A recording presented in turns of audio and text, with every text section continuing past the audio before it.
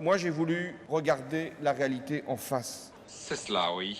Je n'ai jamais eu de compte à l'étranger, ni maintenant, ni avant. Ta gueule! Je ne voulais pas qu'on prenne une photo de moi au petit matin, glauque. Je tiens à dire que c'est un mensonge. Les sbroufs, c'est vous! Du calme, camarade! La République, c'est la fermeté dans l'application de la loi. J'hallucine. Mais je sais pas pourquoi tu t'énerves. C'est que les affaires privées se traitent en privé. Je vais vous faire une confidence. Je me lève le matin et je me couche le soir. Tu fermes ta petite bouche, tu me parles de politique. Bonsoir à tous et bienvenue dans ce nouveau numéro de l'Hebdo Politique, une émission enregistrée au Parlement européen de Strasbourg. Je reçois ce soir l'eurodéputé socialiste Pervenche Berès. L'Hebdo Politique, Nicolas Kirillovitz.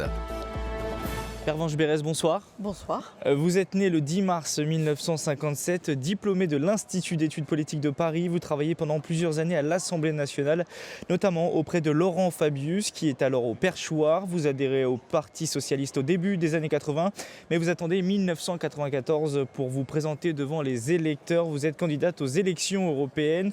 Vous serez élu, puis réélu en 99, en 2004, en 2009 et 2014. Alors ma première question est simple. Est-ce que vous étiez prédestiné à avoir une carrière européenne? Vous l'avez dit, je suis née en 1957, donc je ne sais pas si ceci explique cela. C'était pas une passion dès le départ, l'Europe forcément? Ah non, c'est une passion qui vient très tôt, c'est une conviction qui vient très tôt, comme quoi l'Europe est notre avenir, pas forcément celle que l'on voit se développer sous nos yeux, mais j'imagine que ça va faire partie des sujets que nous aurons l'occasion d'aborder dans votre émission, à laquelle je vous remercie de m'avoir invité. Ici, au Parlement, vous êtes président de la délégation socialiste française. Vous êtes notamment membre de la Commission des affaires économiques et monétaires, de la Commission de l'industrie, de la recherche et de l'énergie, et enfin de la Commission des affaires constitutionnelles. Aujourd'hui, et de la Commission taxe. Et de la Commission taxe. Aujourd'hui, les mécanismes de l'Europe, de l'Union européenne, n'ont-ils plus aucun secret pour vous? Après toutes ces années? Je pense que je fais partie des élus français qui ont un petit peu d'expérience sur la façon de naviguer dans ce Parlement, oui. Mais il y a toujours des doutes ou des inconnus quand on parle d'Europe? Des choses difficiles à comprendre peut-être? Non, mais l'Europe est un sujet politique, donc c'est un sujet mouvant et qui dépend de l'évolution d'un rapport de force que l'expérience ne conduit pas forcément à pouvoir maîtriser, puisqu'il dépend du choix des électeurs et des aléas de la vie politique. Avec vous, nous parlerons de l'Union économique et monétaire et de la crise migratoire qui touche actuellement l'Europe. Mais tout de suite, c'est l'heure du Money Time. L'Hebdo Politique, le Money Time. On commence cette émission avec le Money Time, une série de questions-réponses rapides pour apprendre à mieux vous connaître et connaître votre point de vue sur l'actualité. En octobre 2005, il y a 10 ans, la mort de 2 adolescents poursuivis par la police provoquait une flambée de violence dans plusieurs banlieues françaises. L'État français a-t-il tout fait, selon vous, depuis pour éviter une nouvelle crise de ce type? Beaucoup a été fait, beaucoup reste à faire et on voit bien que toute crise qui frappe la société française frappe de manière encore plus forte dans ce qu'on appelle les quartiers. Moi, je reprends volontiers la très belle expression de la ministre de l'Éducation nationale, Najat Vallaud-Belkacem, quand elle dit « s'il y a des quartiers sensibles, c'est qu'il y a des quartiers insensibles ». On célébrera en janvier prochain les 20 ans de la mort de François Mitterrand. Quel souvenir gardez-vous de l'ancien président? Son intervention dans ces murs, dans l'hémicycle du Parlement européen, lorsque sortant de son texte, il dit dans un hémicycle très ému, très présent autour de lui dans cette dernière intervention, le nationalisme c'est la guerre. Plus des 2/3 des salariés se disent heureux au travail selon un récent sondage OpinionWay. Et vous, êtes-vous satisfaite de votre situation professionnelle? Alors j'enfonce une porte, j'imagine. Ouais, je ne suis pas salariée et il faut aussi penser à tous ceux qui sont ni salariés ni élus, qui sont malheureusement très nombreux. Je pense notamment à tous ceux qui sont sans emploi, même si la situation en France aujourd'hui s'améliore. Pour ma part, je crois avoir gardé une certaine forme de passion et de conviction européenne que j'ai chevillée au corps depuis le premier jour de mon mandat, même si, encore une fois, le cours de l'Europe n'est pas toujours celui dont j'ai rêvé au premier jour. L'ancien Premier ministre britannique Tony Blair s'est excusé pour l'invasion de l'Irak en 2003. L'invasion, on se souvient que son pays était le principal allié des États-Unis à l'époque. Est-ce que ce mea culpa, vous le saluez aujourd'hui? Oui. ça vient tard, mais vaut tard que jamais. Quel est le dernier film que vous êtes allé voir au cinéma, si vous avez le temps d'aller au cinéma? Dipan. Demain, c'est la journée pour le droit de mourir dans la dignité. 86% des Français se disent favorables à la légalisation de l'euthanasie. Êtes-vous du même avis? Dans ma bibliothèque idéale, il y a le livre de la sœur de Lionel Jospin qui raconte le choix de leur mère de se donner la mort. Pour moi, c'est une vraie référence. Strasbourg et Bruxelles, est-ce vraiment utile d'avoir 2 parlements européens aujourd'hui? Si le Parlement européen siège qu'à Strasbourg, il n'y a pas besoin d'avoir Bruxelles. Le salon du chocolat vient de s'achever. Un Allemand mange 12 kilos de chocolat par an, un Français près de 7 kilos. Est-ce que déjà vous aimez le chocolat? Et si oui, est-ce que vous êtes plutôt chocolat blanc, noir ou lait ou au lait? J'en ai le petit goût dans la bouche parce que je viens d'en manger un morceau. Et je suis très chocolat cacao, puisque c'est un des sujets sur lesquels nous avons eu à légiférer au Parlement européen. Et je suis totalement chocolat noir. L'hebdo politique, Nicolas Kirillovitz. Premier thème de l'hebdo politique ce soir, l'union économique et monétaire. C'est un sujet qui vous concerne tout particulièrement. Vous êtes membre, je le disais, de la Commission des affaires économiques et monétaires. Vous évoquez souvent son approfondissement. Vous étiez d'ailleurs il y a quelques semaines, quelques mois en charge d'un rapport sur ce sujet. En gros, si on vulgarise, vous êtes-vous pour plus d'Europe au vu des récentes actualités électorales? La montée des partis eurosceptiques vous semblait à contre-courant des opinions. Est-ce que je me trompe? Écoutez, je ne sais pas si je suis à contre-courant, mais j'ai encore une fois une conviction que nous avons eu raison de faire l'euro. Parfois, vous savez, comme Européens, nous sommes comme des enfants gâtés myopes. Et nous oublions l'état du monde. Que serait la France? Que serait l'Europe si nous n'avions pas quelques ciments pour consolider notre maison, et l'euro en fait partie. Donc c'est pour ça que moi je suis un artisan, non pas travailleur au noir, mais consciencieusement à l'œuvre pour consolider cette maison. Et parce que je sais qu'elle est inachevée, vous avez utilisé le terme vous-même. J'ai entendu aussi ce que le président de la République, François Hollande, a dit lorsqu'il est venu ici dans l'hémicycle avec la chancelière Angela Merkel, réaffirmer leur engagement pro-européen tous les deux, alors même qu'ils ne sont pas de la même famille politique, pour dire oui, nous avons besoin de consolider la maison Europe. Mais ils n'ont pas fait ça en sautant comme un cabri en disant Europe, Europe. C'est pas ça le sujet. Le sujet, c'est de quels outils avons-nous besoin pour pouvoir piloter nos politiques, qu'elles soient nationales ou européennes. Et c'est ça dont je discute. Et notamment pour éviter les crises que l'Europe a connues ces dernières années, vous dites que pour la zone euro, il faut renforcer les politiques économiques. Alors quand on parle de ça, de politique économique, quand on utilise le terme de plus d'Europe, de quoi parle-t-on concrètement? Non, mais moi, encore une fois, je ne parle pas de plus d'Europe. Il s'agit simplement de savoir où est le vrai exercice de la souveraineté. Est-ce que c'est dans un cadre national où, je ne sais pas, ce que Madame Le Pen et leurs alliés proposent aux Français lorsqu'ils proposent de sortir de l'euro? Où est le parachute? Et vous, qu'est-ce que vous proposez pour l'euro alors? Moi, ce que je propose, c'est qu'on soit cohérent. On a fait une monnaie unique.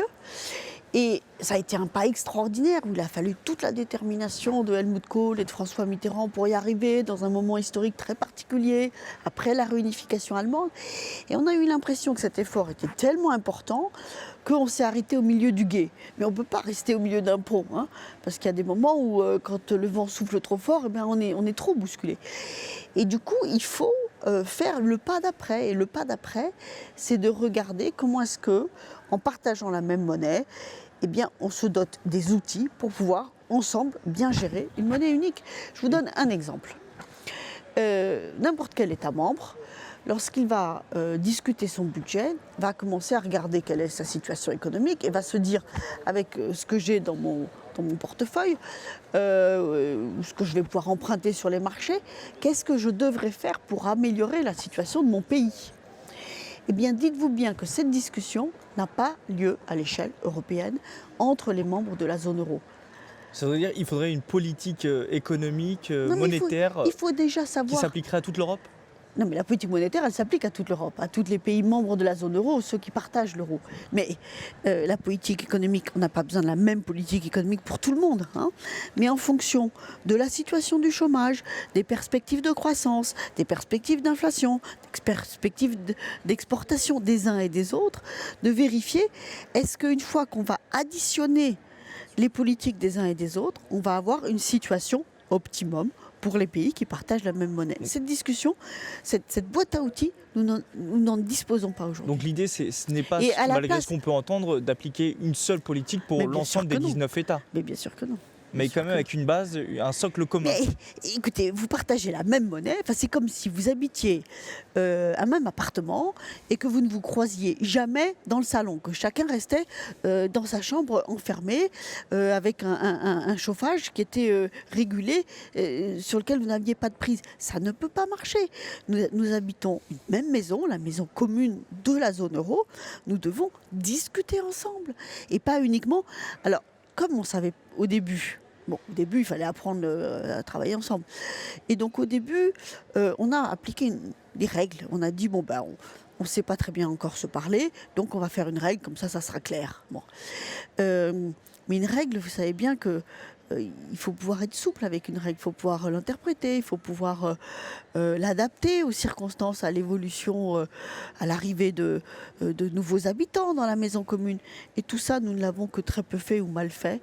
Et donc, tout ce que nous avons promis à nos électeurs, c'est un potentiel qui n'est pas utilisé. Or, nous avons besoin de l'utiliser. Dans une note publiée par l'Institut Jean Jaurès, vous dites que c'est une nécessité, une urgence, l'approfondissement de l'union économique et monétaire. Ce sont des mots qui peuvent paraître forts. Sont-ils exagérés ou alors sont-ils juste réalistes? Pas du tout, ils sont totalement réalistes. Enfin, je veux dire, vous savez...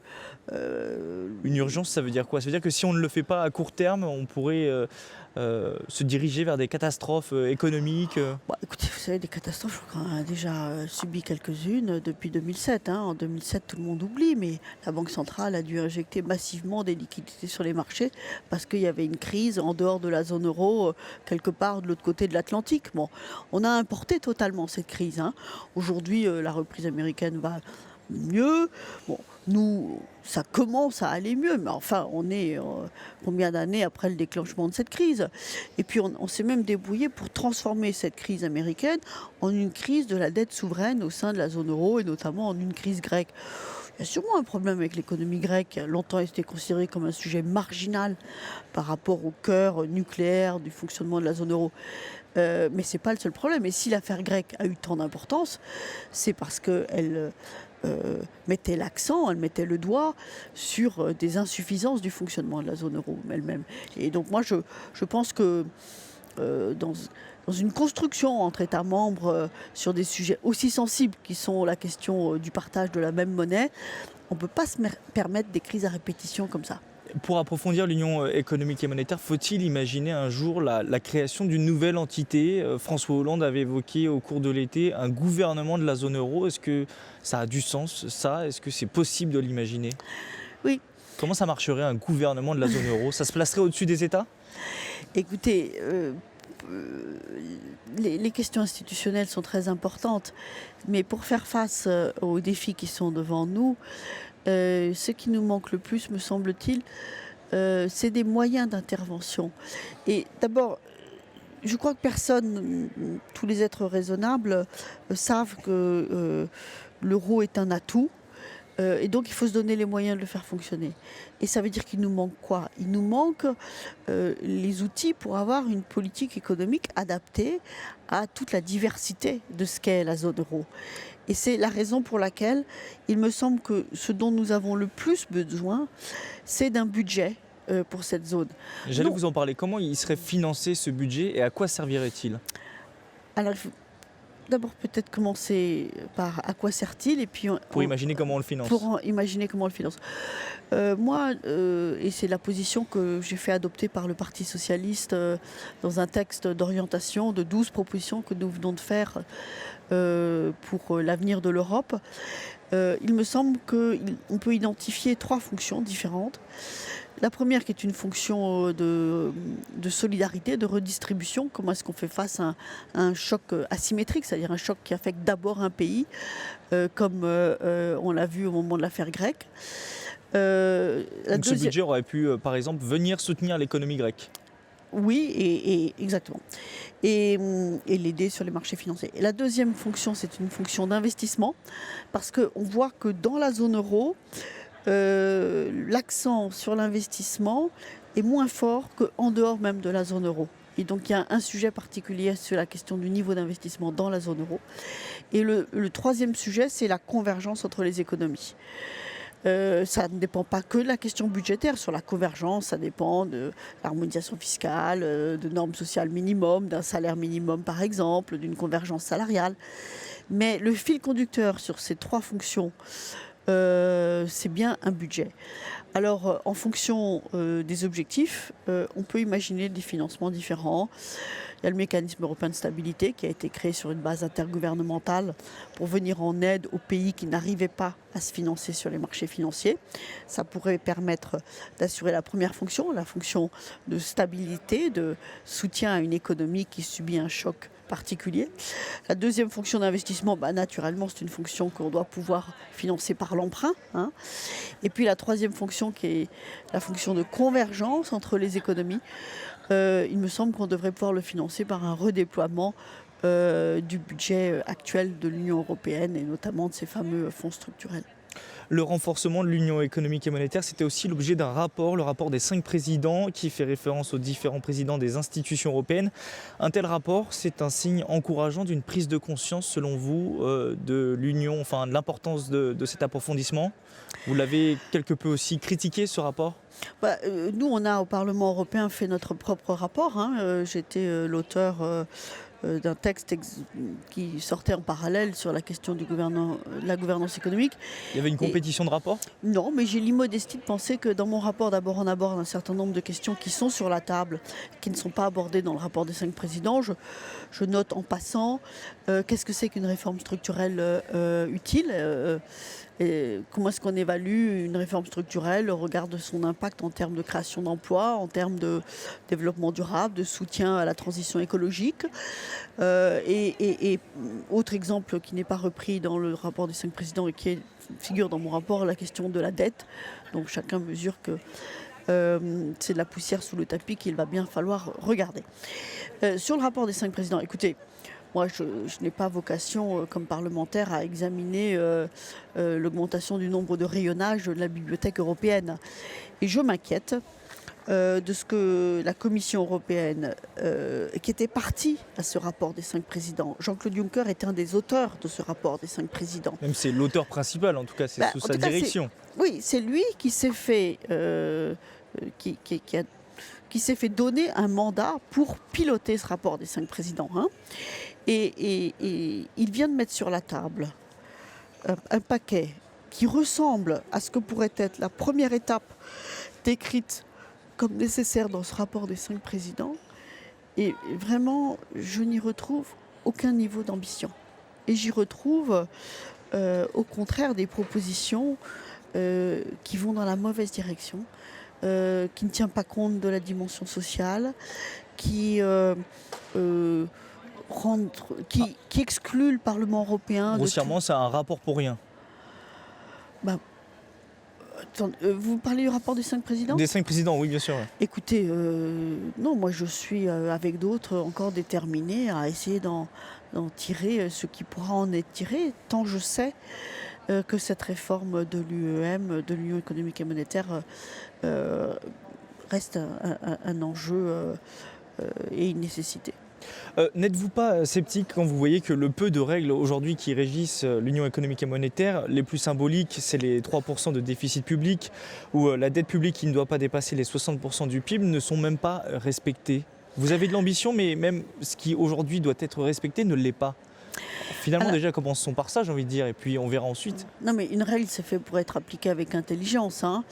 Ce que je n'aime pas, c'est ce que je suis en train d'observer aujourd'hui, où la Commission européenne, qui est à majorité PPE, donc chrétienne-démocrate, sous l'autorité de Jean-Claude Juncker, au motif où il y a des élections en Espagne et où ils s'inquiètent de ce que leurs collègues PPE pourraient perdre la majorité dans ce pays, semble tout d'un coup totalement indulgent avec la situation budgétaire que connaît ce pays, donc avec un biais très politique dans l'évaluation de l'application des règles.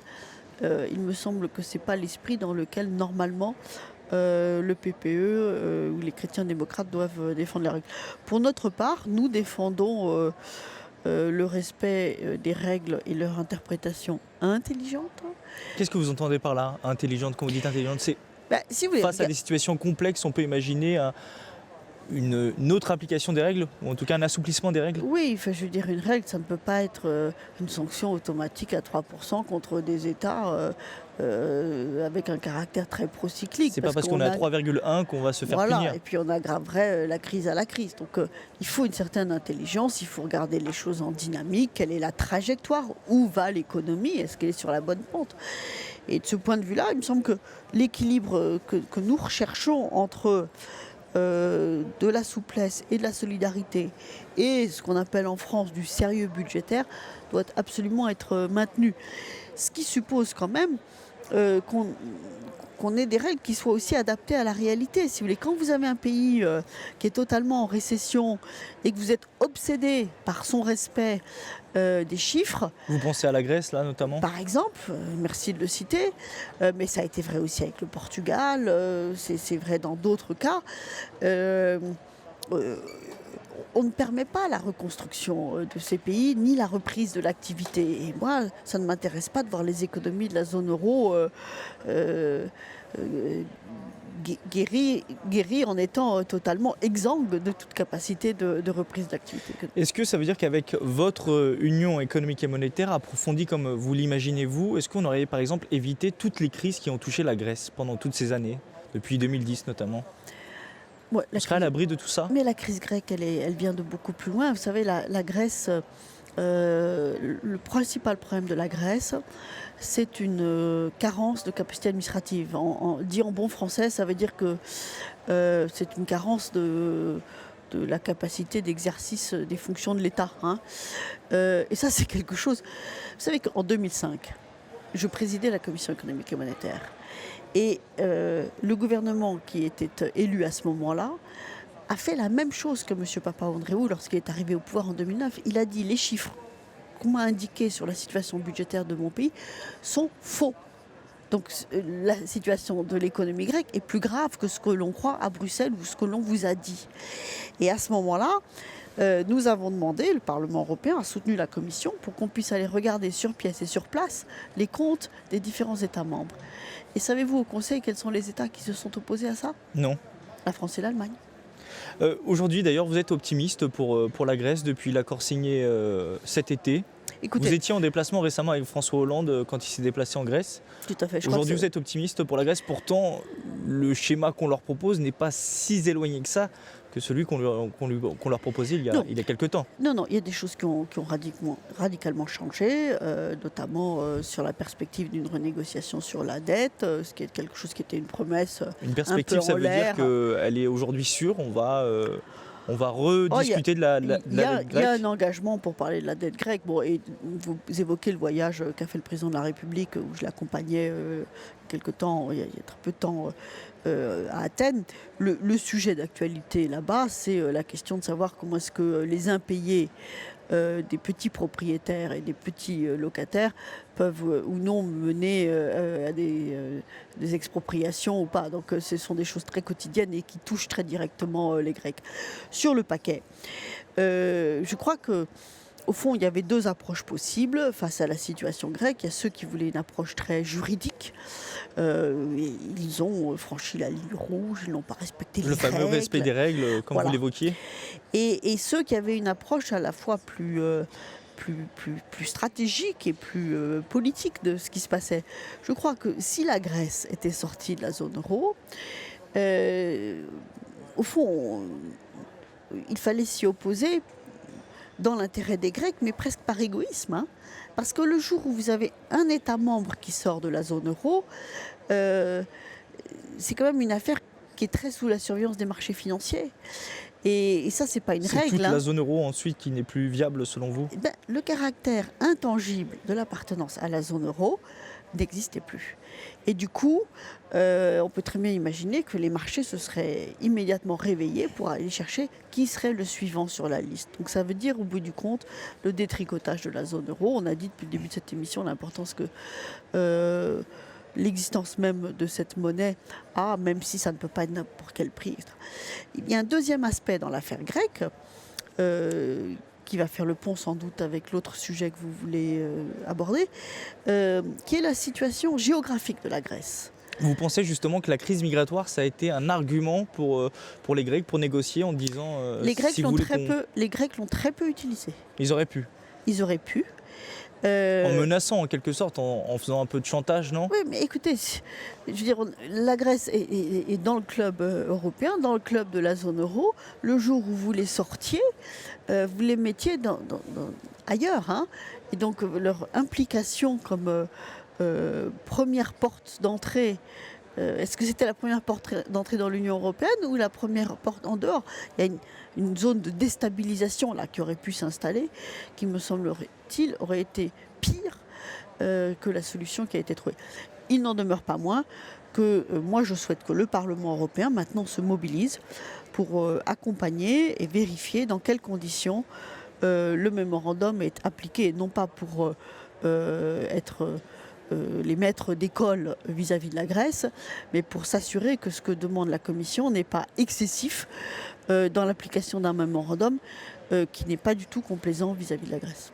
Pervenche Berès, on fait une pause et on se retrouve dans quelques instants pour évoquer la crise migratoire en Europe. L'hebdo politique, Nicolas Kirillovitz.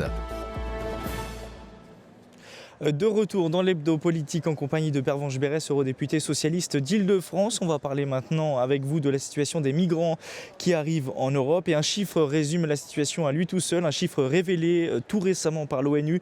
700 000 migrants ont tenté de traverser la Méditerranée cette année. Plus de 3 000 d'entre eux sont décédés. Évidemment, c'est un record jamais, un triste record. Jamais l'Europe n'avait connu pareille situation. Alors vous qui êtes eurodéputé depuis 1994, vous avez connu des crises, des situations graves. Est-ce que c'est la pire situation, en tout cas d'un point de vue humanitaire, que vous connaissez en tant qu'eurodéputé aujourd'hui? Oui. C'est la plus grave? Oui. On en a connu, souvenons-nous de la crise bosniaque, il y a eu des grands mouvements et le mouvement de traverser la Méditerranée est un mouvement qu'on observe avec une montée en puissance depuis un certain nombre d'années. Mais ce que je trouve, on ne dit pas assez, dès le printemps, hein, on a senti qu'il se passait, que cette année, ça n'allait pas être une année comme les autres, ce qui avait d'ailleurs conduit la Commission européenne dès le 9 mai à mettre sur la table des propositions qui sont celles dont on discute toujours, hein, sur la localisation ou la relocalisation des demandeurs d'asile. Mais ce qu'on ne dit pas assez, c'est pourquoi est-ce que les choses ont basculé? Les choses ont basculé parce que la situation économique de l'Afrique est très sous tension.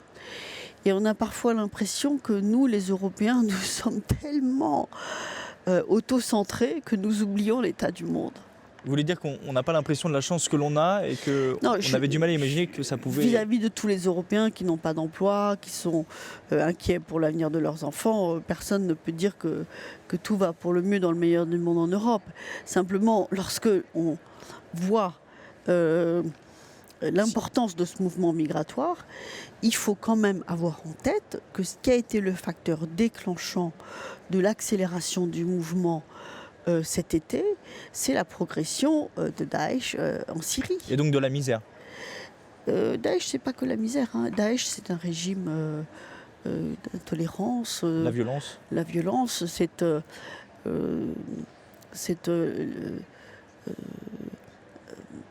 une forme terreur associée à la misère. L'Europe tente depuis des semaines du coup de faire face à cette situation. Les États se sont mis d'accord sur la répartition de 160 000 demandeurs d'asile pour les 2 prochaines années. Plus récemment a été annoncée la création de 100 000 places d'accueil sur la route des Balkans et en Grèce. Ces mesures sont-elles tout simplement à la hauteur de la situation d'après vous? Ou alors ce sont des petits outils, du bricolage? Ce sont des pas. Ils nous renvoient à 2 difficultés. La première, je fais une passerelle entre le thème que nous abordons ici et celui que nous avons abordé au cours de la première partie de notre émission, qui est cette situation où l'Europe, vous voyez, franchit une étape au prix d'efforts importants et où on a l'impression que cette étape a été tellement exigeante en termes de bonne volonté de la part des États membres qu'on n'arrive pas à franchir l'étape complémentaire qui est pourtant indispensable. Et là, c'est quoi la base? C'est quoi cette première étape qu'on aurait franchie? On a fait Schengen, donc qui permet la libre circulation entre un certain nombre d'États membres, mais on a fait la libre circulation entre nous. Et il y a au moins 3 choses qu'on n'a pas fait en même temps, qui est de savoir comment est-ce qu'on gardait les frontières autour, ensemble, non pas pour mettre des policiers et tout ça partout, mais pour savoir qu'est-ce que c'est que la politique des frontières de l'Union européenne. Si vous faites un espace ensemble de circulation, ça veut dire que la bordure, il faut bien s'en occuper. Or, cette bordure, on ne s'en occupe pas ensemble. Deuxième chose, vous avez la libre circulation. Donc, ça veut bien dire que vous acceptez des migrants. Là, je parle bien de migrants économiques au sens très classique du terme, qui vont rentrer dans un pays et qui ensuite vont librement circuler dans tous les États membres. Or, nous n'avons pas de politique de migration commune. Nous ne savons pas sur quels critères un migrant est accepté, dans quelles conditions. Nous n'en parlons pas ensemble. Donc cette crise migratoire, finalement, révèle d'autres problèmes en Europe, enfin en tout cas des nouveaux problèmes. Une impréparation de l'Union pour y faire face. Et le troisième sujet que nous n'avons préparé, c'est les politiques d'accueil des réfugiés. Il n'y a pas d'équivalent. Vous savez, en France, les demandeurs d'asile doivent s'enregistrer et leur situation est examinée par un organisme qui s'appelle l'OFPRA. Et au fond, nous n'avons pas un équivalent à l'échelle européenne. Donc il y a des pays où un demandeur d'asile peut travailler, d'autres où il ne peut pas travailler en attendant d'avoir son statut de réfugié. Et vous voyez bien que ça crée une distorsion dans les situations d'un espace qui est pourtant commun. Pour revenir sur les propositions de l'Europe, les 160 000 demandeurs d'asile que l'Europe va devoir se répartir, les places d'accueil qui vont être créées, est-ce qu'on a tout simplement les moyens de faire plus? Et si oui, selon vous, qu'est-ce qu'on peut faire de plus? Qu'est-ce que l'Europe peut faire de plus aujourd'hui? Vous savez, on a dit à l'instant un mot des raisons de cette migration, donc on ne peut pas imaginer résoudre la crise en Syrie ou ailleurs d'un coup de baguette magique. Donc c'est un mouvement qui va durer. Et donc ça suppose 2 choses. La première, c'est que on aide les pays ou les villes qui vont accueillir ces réfugiés à le faire dignement, parce que ça suppose des créations de logements, des hébergements, de la scolarisation. Vous parlez des villes en Europe qui vont accueillir des réfugiés, oui. Il faut les aider financièrement. Enfin, il faut en tout cas s'assurer qu'elles puissent le faire, oui, et y compris qu'elles en aient les moyens financiers. Mais la deuxième chose, c'est que sur la durée, l'équilibre entre nos États devra tenir compte de cette bonne nouvelle.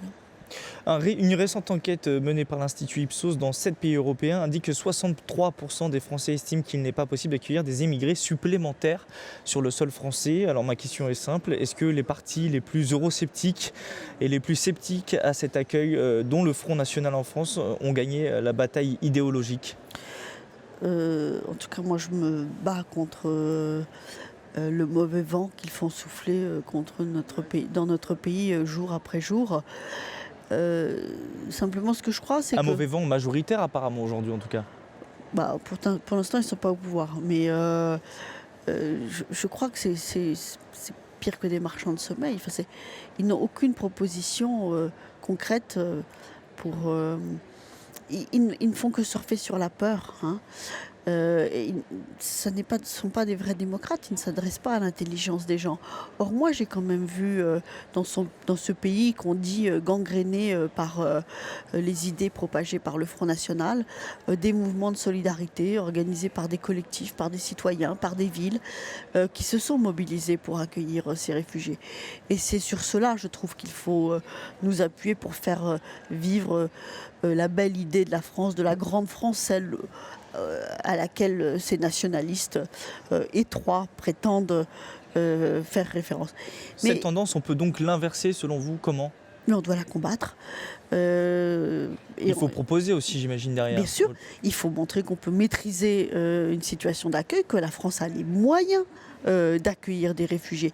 Ça suppose à la fois de répondre aux demandes immédiates qui sont liées aux conditions d'accueil décent de ces réfugiés, c'est ce dont on parlait à l'instant sur les conditions d'hébergement, de nourriture, d'intégration dans la société française d'une part, et d'autre part, ça suppose aussi qu'on s'adresse à ceux qui peuvent avoir l'impression d'être laissés sur le bord du chemin de la solidarité nationale au motif qu'il y aurait une autre solidarité avec des non-nationaux qui auraient pris la un peu priorité. Ce que dit finalement le Front National en disant regardez, il y a du chômage, les Français n'ont pas de boulot, on va peut-être proposer du travail à des gens qui ne sont pas français. Voilà. Leur dire que ça, ce n'est pas la vérité. C'est un argument c'est une situation à laquelle il faut répondre.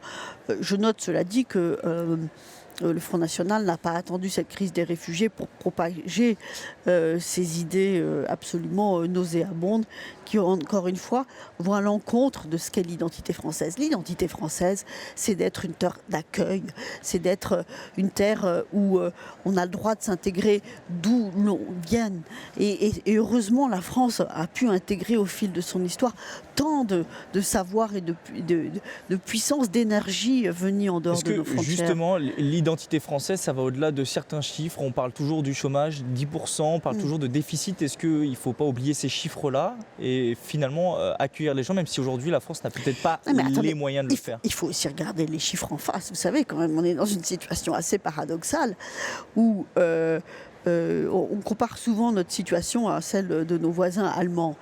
Mais nos voisins allemands, je ne dis pas que ça se passe tous les jours de façon facile, mais ont accueilli un nombre considérable de réfugiés sans aucune proportion avec le nombre de réfugiés. À un moment, ils ont même refermé la frontière, puisqu'ils accueillaient trop de réfugiés. Oui, non, mais ça a été un mouvement fort, qui pour l'instant a été interrompu, parce que c'est aussi pour l'Allemagne, je crois, après l'intervention de Mme Merkel, l'obligation pour tout le monde de prendre sa part de responsabilité.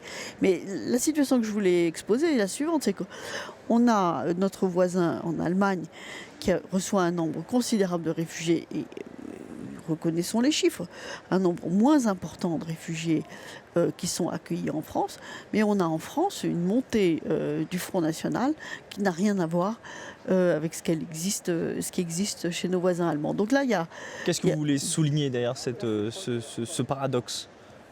Qu'est-ce que vous sous-entendez?